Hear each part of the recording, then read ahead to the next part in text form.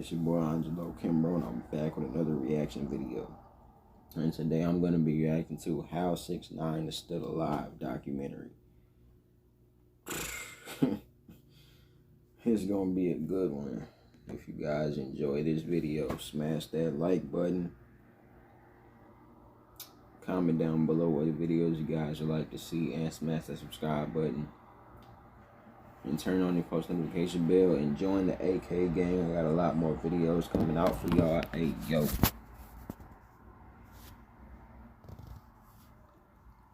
I got a lot more videos coming out for y'all.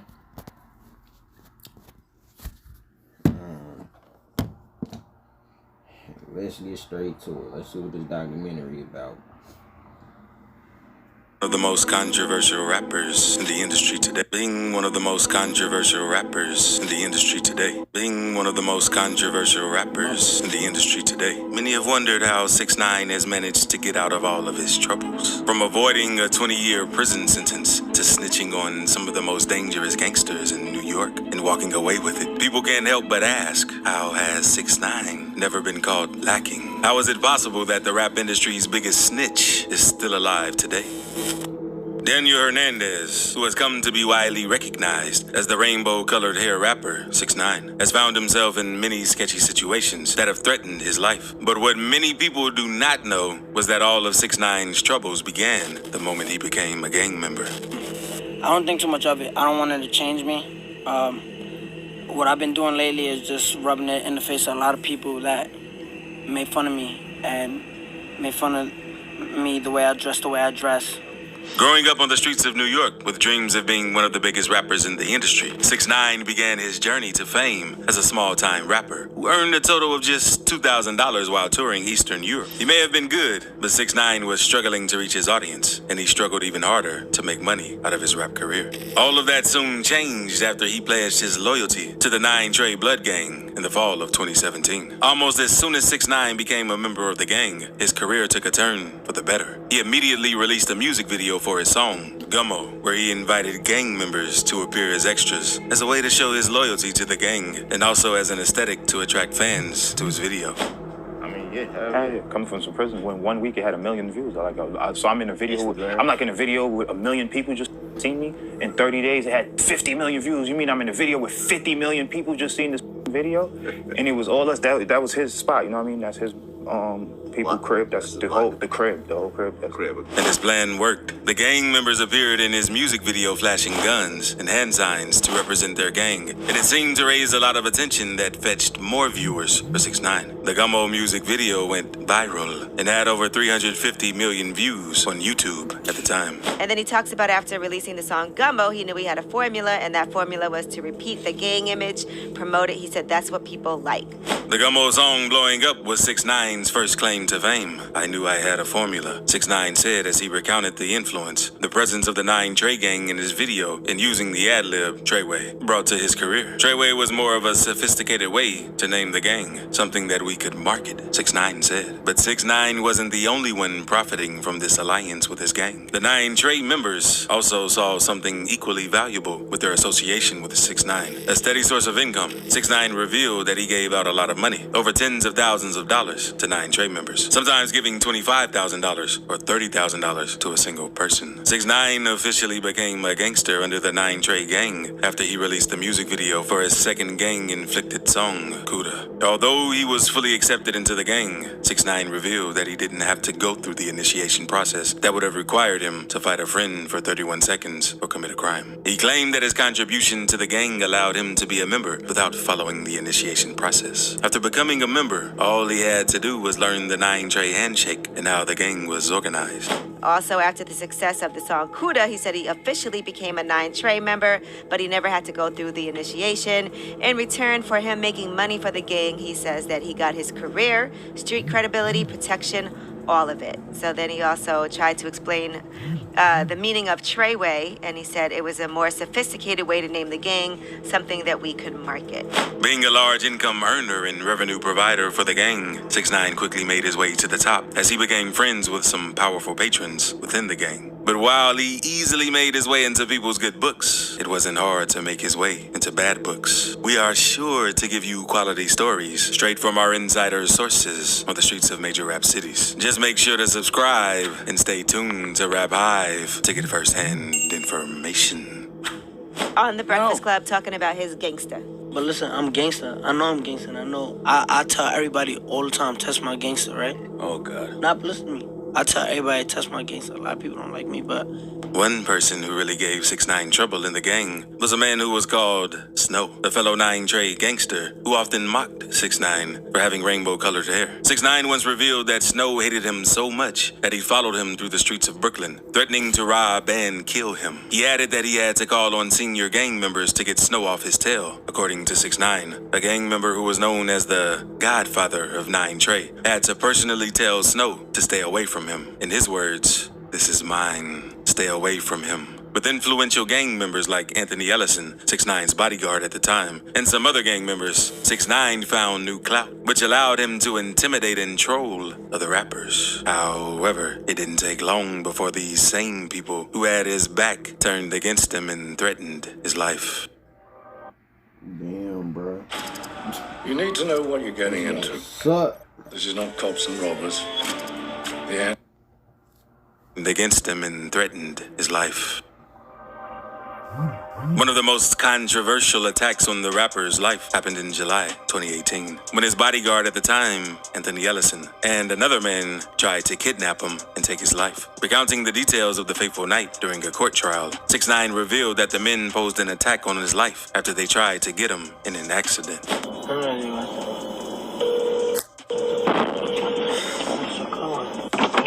Quédate que no te vas para lo voy a dejar que se vaya.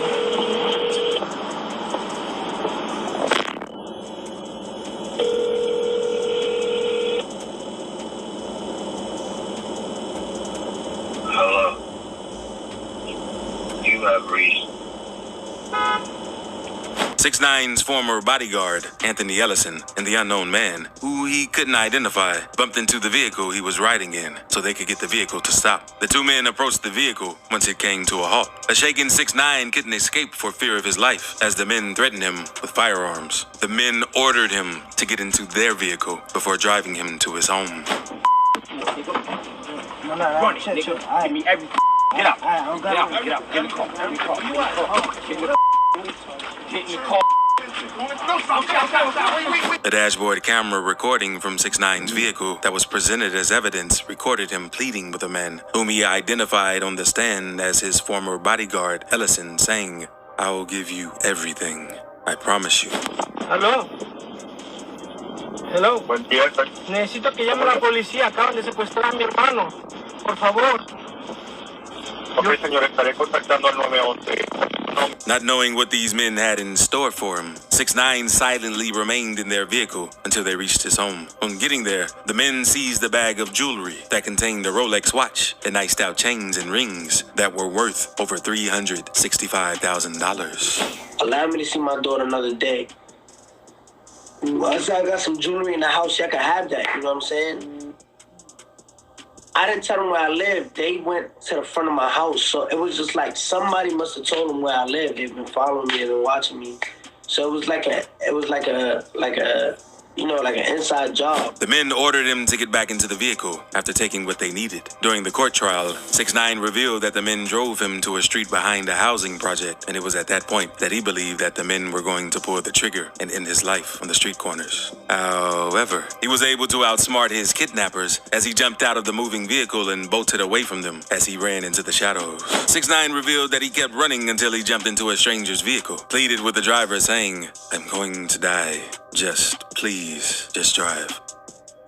He eventually went to a police precinct, he said, where he reported the incident, but provided little to no details of the attack. Of course, 6ix9ine wasn't going to let the incident slide. He put a $50,000 bounty on Mr. Ellison's head for anyone who would take out his former bodyguard and kidnapper. But while nobody was able to get to Mr. Ellison directly, they decided to take it out on someone close to him. A 9 Trey member who goes by the name Guns told 6ix9ine that he wasn't able to take out Mr. Ellison, but he was able to hit one of his friends, who was left paralyzed by the injury he sustained. Mr. Ellison sought retaliation, and according to reports, he attacked a man who was associated with guns by slashing his face with a knife and spraying the back of a Mercedes-Benz with bullets. He was lucky to escape alive. A month after the incident, 6ix9ine publicly denounced the 9 Trey gang.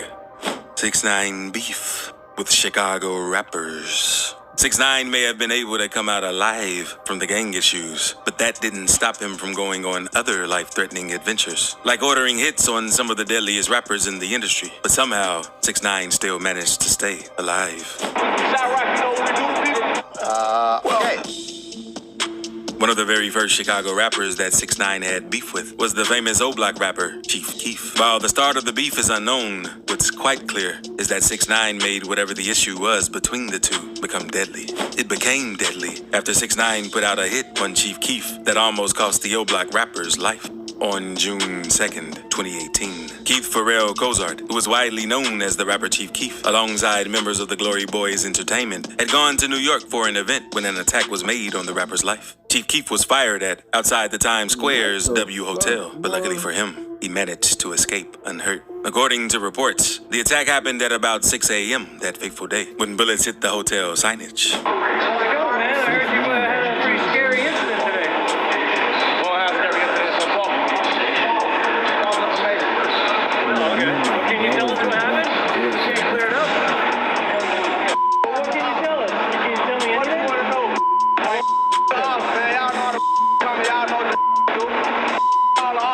Luckily for Chief Keef, the hitters missed their target. Over a year after the incident, rapper 6ix9ine confessed to being the man who ordered the hit on Chief Keef. 6ix9ine revealed to the authorities that he had offered his associate, Kintea Kuda B. McKenzie, a sum of $20,000 to take out Chief Keef. But when he missed his target, he ended up paying Kuda only $10,000. Kuda was arrested for carrying out the hit on Chief Keef. Kuda B, who was charged with assault with a dangerous weapon in aid of a racketeering conspiracy, was sentenced to 4.5 months in prison in 2020.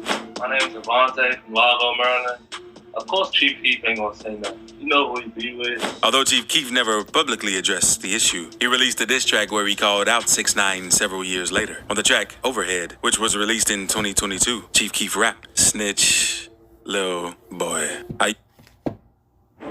Your car dealer will hate me for showing you this, because I'm about to rip away their big fat commission check and put it back into Snitch, lil' boy. How you send a hit and tell on the one you sent, boy. I'm in good health looking like a lick, boy. You should get a bunny chain, cause yo, a trick, boy. 6ix9ine never responded, because all through 2022, he picked on a different Chicago rapper instead, Lil Durk. 6ix9ine's beef with Lil Durk in 2022 was reignited after the rapper taunted Lil Durk's lookalike and right-hand man, Perkio. 6ix9ine and some of his goons had set up Lil Durk's lookalike and convinced him to have a meetup with them. And then they talking about some 6ix9ine at the beginning. I thought they was trolling. I was like, all right, cool. You feel me? I was like, 6ix9ine and everything, but I didn't know 6ix9ine was there at all. And then so they said, let's go upstairs, you know, we about to shoot the video. Me and Steve, what was his name? Still would do it. Yeah, still would do it. Yep. Because I didn't talk to him. Perkio, who thought he was going to collaborate with YouTuber Steve Will Do It, innocently went for a meetup, only to be ambushed by 6ix9ine and his goons. Perkio's meetup with 6ix9ine didn't go viral until 6ix9ine posted a video of himself and his goons taunting Perkio. In the video, which he shared on his Instagram page, in order to get Lil Durk's attention, 6ix9ine pulled out a jacket and handed it to Perkio to put it on. Frightened Perkio hung the jacket on his shoulder.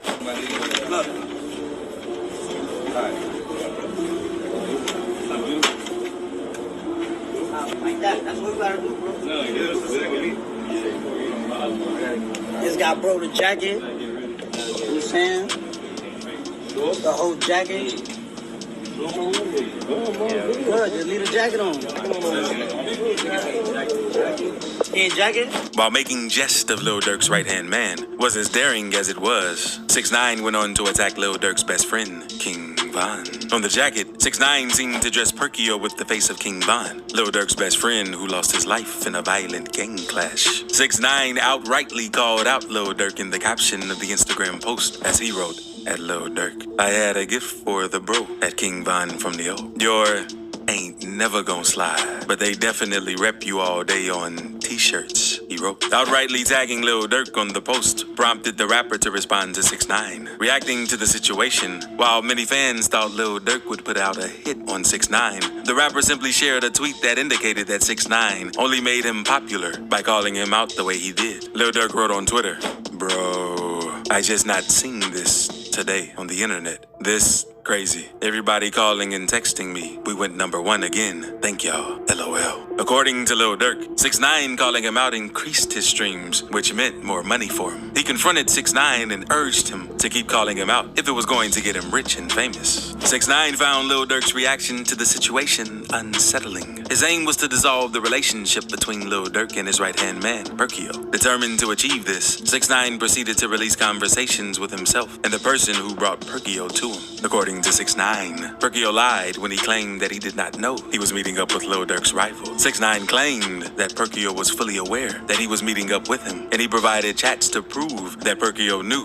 what was going to happen at the meetup. In the chat 6ix9ine shared, he asked about Perkio's location and if he was going to be bothered about meeting up with him and his goons. However, the person who 6ix9ine was texting with asked him not to worry about whether or not Perkio was going to be afraid. As seen in the shared chats, the person organizing the meetup pointed out that Perkio only wanted to get paid, which was why he followed through with it. As proof that Perkio was indeed aware that he was meeting up with 6ix9ine and that he got paid to do it, 6ix9ine shared more receipts as he was seen handing out cash to someone who was believed to be Perkio's manager. According to 6ix9ine, he paid Perkio a sum of $7,000. Although people doubted that the person in the video was truly Perkio's manager, 6ix9ine revealed in the comment section of a blog post that he handed the money to Perkio's manager, King Von. 6ix9ine made a habit of dissing rappers from Chicago without fear for his life. It's a known fact that some of the deadliest rappers in the industry are from the streets of Chicago, and while other rappers avoided them in fear for their lives, 6ix9ine often dissed Chicago rappers. Many of these rappers ignored 6ix9ine's tantrums until he taunted them by going to the famous O Block to call out these rappers. O Block right here. This what y'all wanted me in Chicago. O Block right here. I should call it the No Block. It's 10 o'clock. What the f is that? Niggas ain't outside. It's only 10 p.m. What the f is that, blood? Not only did 6ix9ine go to one of the deadliest blocks in the world, but he went to the exact spot where Lil Durk's cousin, OTF Newski, was taken out back in 2014. Newski lost his life just a couple of days after he reportedly signed a record deal. 6ix9ine made a mockery of Newski's demise, going to the exact location where his ops gunned him down and laying a bouquet of flowers at the scene. While these actions did not spark a reaction from Lil Durk, many O-Block gangsters and Lil Durk's best friend, King Von, did not entertain 6ix9ine's disrespect. King Von proceeded to call him out over it on Instagram Live. In the video, King Von was heard saying, "That with 6ix9ine, that ain't cool. They got this man running around and it's funny and that ain't funny, gang." That shit with 6ix9ine, that shit ain't cool. Oh no, they got this man running around and it's funny and shit, it's funny. Yeah, that funny as shit, that shit ain't funny, gang. 6ix9ine never responded to King Von's live video, but after King Von passed away in 2020, he began dissing Lil Durk and King Von at every chance he got. King Von's posthumous album was, however, released in 2022, and on one of the tracks in the album, King Von dissed 6ix9ine on the album. What it means to be King Von mentioned 6ix9ine by the name on the posthumous track, FaceTime, where he said, "If I get caught, I do the time. I do. I am not 6ix9ine. Nah." On his return from a year-long break in 2022, the first track 6ix9ine released was a diss track to several people, and he made sure to include King Von and Lil Durk in the diss. On the track Gine, 6ix9ine rapped, "Your man got shot. You made a diss track. Go get a gun and get some get back. Your man got shot. He not coming back. Go get a gun and get some get back. I knew you wouldn't ride for your homie. I knew you wouldn't ride by your dolly," he raps. Although 6ix9ine didn't outrightly call out King Von and Lil Durk on the track, the song's video made it obvious that he was dissing King Von, Lil Durk, and his OTF crew. A message saying "Slide for Von" briefly flashes around the 124-125 time frame on the music video. 6ix9ine's lawyer went on to reveal that the Gine track was indeed a diss to Lil Durk and King Von. Aside from the music video being an obvious sign of the diss, 6ix9ine's lawyer, Robert Robert Maloney, revealed that Gene was a diss track and admitted that while 6ix9ine didn't name his target specifically on the track, Mr. Hernandez is attempting to dig his life out of the hole he has admittedly put himself into, Maloney said. The only way for 6ix9ine to do that was to make sure his name was being called with relevant and popular rappers. 6ix9ine opened up to TMZ on his reason for dissing King Von on this track, Gene. The only way for 6ix9ine to do that was to make sure his name was being called with relevant and He the clip last episode of the podcast. Popular rappers. 6ix9ine opened up to TMZ. He has admittedly put himself into, Maloney said. The only way for 6ix9ine to do that.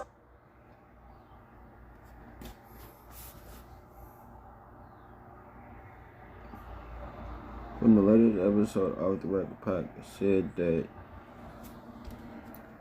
late rappers Pop Smoke were caught lacking.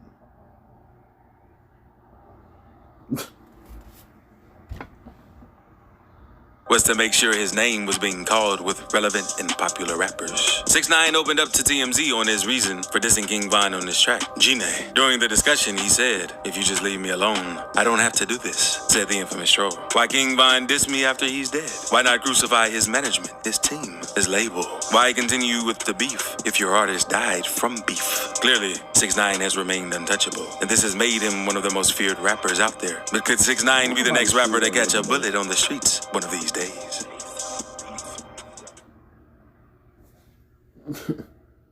Alright, AK gang. That's the end of this video.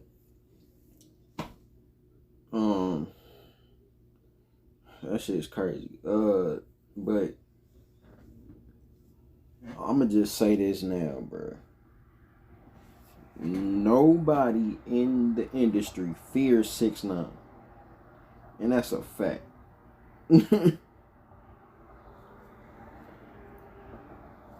But smash that like button, comment down below what y'all thought of this video, and smash that subscribe button and turn on that post notification bell so you don't miss any other videos. I'll see you on the next one. I'm out. Peace.